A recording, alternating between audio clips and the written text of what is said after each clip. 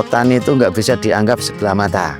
Di Indonesia sendiri, kalau kita mau berinovasi, petani itu sangat keren. Kita harus bisa menciptakan pekerjaan, bukan kita harus jadi pekerja.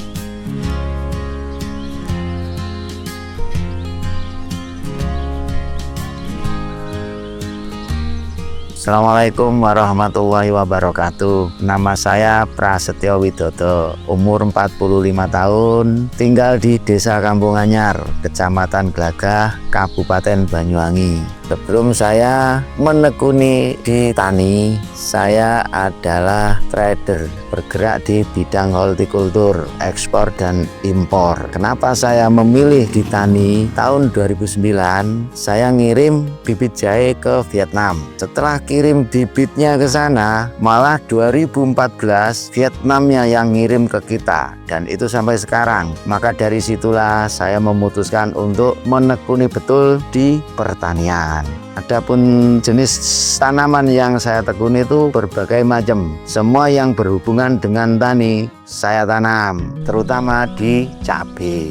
Cabai itu tantangannya lumayan besar. Kelihatannya mudah untuk dilihat, nyatanya lumayan sulit untuk dilakukan. Jadi di situ semua yang kita lakukan itu gambling, fluktuatif, harganya itu lumayan imbang. Antara seumpama kita rugi sebanyak-banyaknya dan kita hasil sehasil-hasilnya itu imbang. Saya tanaman cabai kecil juga ada, atau komoditi lain juga ada. Cuman tantangan yang lebih membuat saya itu agak greget memang di cabai besar. Kalau tantangan terbesarnya sekarang itu harga itu mengikuti dengan stok yang ada di lapangan. Tugas kita sebagai petani menyiapkan apa kebutuhan mereka. Kenapa harga sampai tinggi atau apa tergantung di kita ngerawatnya. Tantangan terbesarnya adalah sekarang kita itu sulit mengendalikan macam-macam. Ada yang kena antraknosa, ada yang terkena buli, ada yang kerdil dan sebagainya. Nah, disitulah tantangan terbesarnya sebagai petani. Kalau di pengalaman saya, kalau untuk mengatasi fusarium,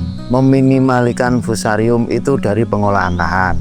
Yang pasti kita itu nggak bisa terburu-buru dengan pengolahan lahan. Nah, jadi kita harus siapkan nutrisi di tanah itu sendiri. Nah, terus waktu kematangan tanah dengan olah tanah yang kebanyakan petani kita itu sekarang olah tanah kalau bisa besok sudah langsung tanam. Nah, itu penyebab awal kalau menurut saya, karena masing-masing tanah kita itu beda daerah, beda kadar C organiknya. Di situ kalau kita mau netralkan pH segala macam, kita pakai dolomit juga bisa, atau yang lain-lain. Kalau saya pribadi itu pakai abu sekam. Abu sekam itu setelah dolomit kita aplikasikan, kita kasih atasnya itu abu sekam. Fungsi abu sekam sendiri itu untuk mengkontrol kadar air, debit air kita ngadepin waktu di musim penghujan. Adapun yang lain-lain nanti itu petani itu masing-masing punya cara tersendiri, treatment tersendiri itu di masing-masing petani. Nah, kalau saya sendiri tumpuannya di situ, penting pH tanah itu dinetralkan dulu. Berapa kemauan untuk cabai pH-nya antara 6,5 sampai 7 lah. Untuk mencapai itu kan nggak mungkin instan, kita harus ada proses beberapa saat. Beberapa saat itu macam-macam tergantung di tanahnya sendiri. Contoh kalau kelembabannya tinggi mungkin lebih agak lama. Yang pasti tadi itu drainase wajib kita kontrol. Pengolahan tanah terutama drainase, dimana kebanyakan yang terjangkit fusarium itu drainasenya air itu ngembung, atau di tanah itu sendiri yang belum siap untuk tanam. Contoh, kita ngaplikasikan obat-obatan atau apa, atau pupuk dasar sekalipun, yang notabene mereka itu menurut mereka mempersiapkan makanan, tapi di situ ada kadar residu karena aplikasi pupuk dasar itu yang bahan bakunya amonia. Amonia itu sendiri begitu kena air dia baru menguap. Disitulah letak awal terjangkitnya fusarium. Kenapa penularannya begitu cepat? Itu otomatis karena setiap bedengan itu kita kasih namanya pupuk dasar. Nanti itu akan, kenapa kok ngeblok-ngeblok, itu pasti karena apa? Drainasenya itu nggak mungkin sama. Makanya kita gimana caranya untuk menseragamkan drainase ini agar air bisa langsung lewat gitu saja. Jadi lewatnya drainase air tadi itu kunci juga untuk mengatasi fusarium.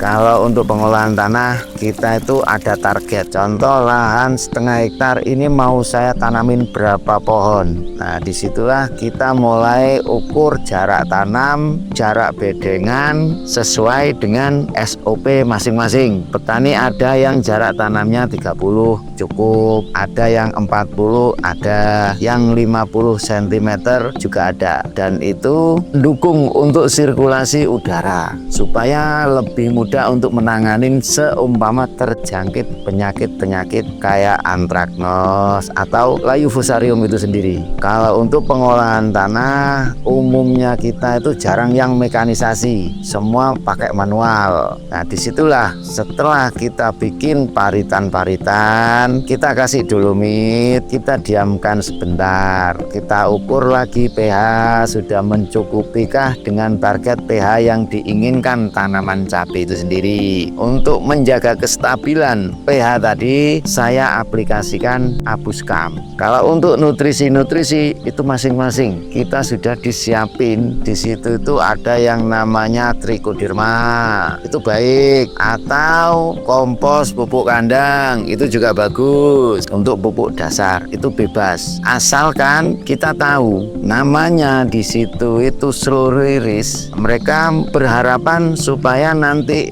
di masa generatifnya nggak banyak-banyak untuk pupuk di situ. Tapi kenyataan di lapangan begitu cuaca berubah itu malah menjadi sumber dari penyakit itu sendiri karena ketersediaan N yang berlebihan. Ada di situ kurangnya P yang tidak terserap secara maksimal atau K-nya sendiri. Karena apa? Kenyataan di lapangan begitu turun hujan yang sering itu buah banyak pecah. Kalau sepengetahuan saya itu mungkin kurangnya kalium, overnya N itu bisa menjadikan buah itu pecah. Kalau untuk tantangan terbesarnya di musim cuaca yang tidak menentu kayak gini itu, kita itu satu momok petani yang paling menakutkan, di mana di situ itu bisa dibilang kegagalan 95% itu adalah fusarium. Adapun penanganan fusarium kita harus mulai dari jauh-jauh hari itu antisipasi. Karena apa? Sampai sekarang fusarium itu belum ada salah satu produk yang ngeklaim bisa mengatasi fusarium. Jadi jauh-jauh hari kita sudah mulai persiapan lahan segala macamnya di situ yang kita aplikasikan semaksimal mungkin untuk ngadepin masa-masa rawan cuaca terutama di musim penghujan. Salah satunya tadi itu banyak produk-produk yang sudah ditawarkan. Kalau fusarium sementara itu yang banyak kita pakai itu kan Trichoderma. Adapun Trichoderma itu nanti supaya bisa lebih maksimal lagi saya pakainya ya tadi itu saya campur dengan Vulka. Itu cukup disemprotkan aja lahan sebelum plastik kita pasang. Setelah itu kita diamkan dulu. Setelah pemasangan plastik itu ya minimal 1 minggu lah. Nah, setelah 1 minggu itu kita lubang, boleh langsung kita tanam. Apa kok sampai 1 minggu? Kita ngantisipasi patogen-patogen tanah itu sendiri bisa berperang dengan yang namanya Trichoderma, dengan yang namanya pendorong Vulka. Jadi kalau mereka sudah dinetralkan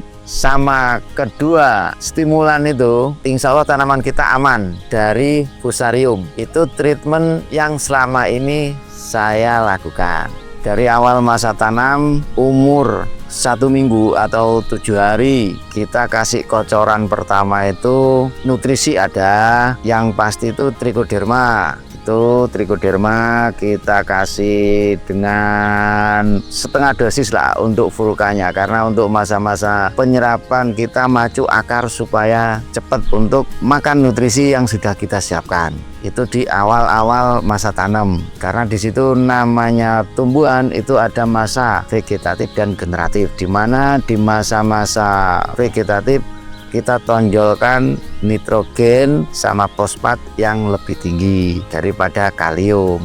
Kalau saya sendiri memang Vulka itu mulai dari masa vegetatif sampai ke generatif saya selalu aplikasikan. Mau itu kita kocor atau kita semprot, tetap saya kasih di situ Vulka. Adapun saya kenal Vulka itu namanya sekarang itu sosial media itu sudah menjadi kebutuhan. Mau anak kecil, orang dewasa, bahkan orang tua. Nah, disitulah saya kenal Vulka dan coba ngubungin teman-teman juga. Awalnya juga nanya-nanya juga, udah pernah pakai Vulka belum? Sudah. Gimana? Gini. Oh ya, nah, disitulah saya coba Vulka dan saya ngamati betul sebelum dan sesudah pakai Vulka. Maka disitulah saya untuk memutuskan dari mulai vegetatif sampai generatif Vulka selalu saya aplikasikan. Menurut saya pribadi Vulka itu sangat berperan penting karena di situ itu memang stimulan dipakai di segala cuaca, ya, terutama menghadapi curah hujan yang tinggi, dimana kita itu butuh nutrisi yang terserap cepat. Disitulah peran Vulka. Jadi bukan kok saya ngunggul-ngunggulkan Vulka, enggak, tapi kenyataan di lapangan begitu. Jadi apapun nutrisi yang kita aplikasikan, peran Vulka itu yang buka dinding sel. Ibarat kata sekalipun kita pakai produk yang mahal tapi tidak bisa terserap secara maksimal, itu sama juga bohong. Nah, disitulah peran Vulka untuk membuka dinding-dinding sel stomata supaya nutrisi yang kita aplikasikan itu mudah diserap oleh tanaman itu sendiri. Dengan adanya cuaca yang tidak menentu, terkadang 1-2 jam yang tanaman itu bisa berfotosintesis, dengan aplikasi Vulka ini lebih cepat untuk diserap tanaman. Adapun aplikasi Vulka itu sendiri, kita itu sesuai dosis anjuran saja. Kayak gitu yang dianjurkan, contoh 0,5 per 1 liter. Kita coba dulu 0,5. Gimana reaksi di tanaman? Wah, ini kalau dengan Vulka plus B plus C, ini yang dominan mana yang kita mau pacu? Contoh K-nya yang mau kita pacu. Sementara di situ kandungan dari Vulka sendiri itu sudah lengkap. Bolehlah mungkin kita tambahin dosisnya atau gimana, itu terserah yang ngaplikasikan. Kalau mau tanaman lebih bagus, sementara untuk kondisi tanaman kuat, boleh kita pakai dosis lebih dari anjuran. Sekali-kali buat bereksperimen juga. Dampak dari setelah aplikasi Vulka itu yang saya amati, pupus itu nggak pernah berhenti. Dimana dia tanaman berproduksi pupus itu plus dengan kembang. Nah, disitulah yang saya anggap mungkin lebih sakti lah untuk si Vulka sendiri itu. Dengan kondisi cuaca yang ekstrim, itu dia bisa tetap bertahan nyuplai makanan untuk tanaman itu sendiri. Nah, kalau untuk alhamdulillah saya lumayan bisa ngatasi fusarium, itu memang butuh proses. Nggak segampang kita dengan rumus atau metode ABC. Jadi masing-masing petani insya Allah sudah punya cara-cara tersendiri. Kalau cara saya seperti yang saya sebut di awal, pengolahan lahan itu sangat teramat penting. Tentang jenjang ke depan, mau kita umurkan berapa tanaman kita, kayak gitu. Jadi tetap saran saya, nggak ada salahnya mencoba. Ayo kita berinovasi dengan metode yang lama. Contoh kita olah tanah, setelah itu kita diamkan seminggu atau 15 hari. Reaksi tanaman yang kita tanam satu musim ini bagaimana? Karena selayaknya namanya petani itu dia belum bisa dikatakan berhasil kalau belum pernah merasakan rugi. Ya, kalau yang ngikutin metode saya ini ada beberapa teman dan mereka bisa mulai bisa bilang, iya ya, coba mulai mbiyen kayak ngono ya. Itu biasa, namanya manusia itu penyesalan nggak mungkin di depan, pasti di belakang. Tapi itu salah satu guru yang paling berharga. Kalau kita nggak ngeyel, itu bukan orang Indonesia. Jadi penyakit ngeyel itu terkadang butuh juga untuk membuktikan daya sejauh mana mereka itu bisa berpikir. Kalau pesan dari saya itu bijak-bijaklah kita itu memilih produk yang pasti itu, karena kalau dari awal kita sudah benar pengolahan lahan benar menurut kita masing-masing, terus kita kasih pupuk dasar menurut kita sudah benar, anggap yang di bawah akar ini sudah benar, tinggal aplikasi atas. Kita harus bisa menciptakan pekerjaan, bukan kita harus jadi pekerja. Harapan saya ke generasi muda di bawah-bawah saya, petani itu asik. Jadi salah satunya kenapa saya ngambil untuk bertani, mungkin kalau kita lihat di negara-negara tetangga kita, petani itu nggak bisa dianggap sebelah mata, karena mereka itu mau berpikir gimana caranya lahan yang sedikit, gimana caranya lahan yang nggak sesubur lahan kita, mereka bisa maksimalkan. Karena apa? Di Indonesia tuh banyak sarjana pertanian atau apapun yang berhubungan dengan pertanian, tapi dia malah balik kanan untuk tidak memanfaatkan ilmu yang mereka dapat. Pada dasarnya gini, di Indonesia sendiri, tani itu nggak keren karena tidak mau berinovasi. Kalau kita mau berinovasi, petani itu sangat keren. Kerennya di mana? Kita tidak mikirin apa kesuksesannya tonggo. Ya apa caranya tanduran gue supaya apik ya apa. Kita dituntut untuk berpikir di situ. Jadi kita insya Allah tidak akan terpengaruh dengan hiruk-pikuknya orang luaran. Gimana kita fokus dengan tanaman kita sendiri, hasilnya bisa kita tuai sendiri. Harapan saya di situ. Kalau untuk petani-petani muda tadi itu, nggak ada ceritanya orang sukses itu dengan bin salabin. Sukses itu adalah tujuan, tapi proses untuk sukses itu yang kita ceritakan sama anak kita, sama generasi-generasi kita, supaya mereka itu tidak patah semangat untuk selalu berinovasi. Apa aja, sekarang sebesar apapun pabrik, tanpa kita menyediakan bahan baku, nggak mungkin dia juga bisa berproduksi. Buat petani-petani pemula, saya sendiri itu tahap belajar. Nggak ada di situ itu petani itu yang pinter, nggak ada petani itu yang ahlinya ahli, itu nggak ada. Kalau kita bahasakan, kita itu sama-sama belajar, itu lebih enak. Karena apa? Disitulah kita itu bisa motivasi teman-teman yang awalnya malas bertani, yang awalnya tani itu nggak keren, tani itu kayak gini. Ayo kita belajar bareng. Nggak ada namanya kesuksesan itu diraih dengan semudah membalikkan tangan. Sebesar apa modalmu, sebesar apa pengetahuanmu, kalau tanpa action nggak mungkin bisa terwujud apa itu cita-citamu.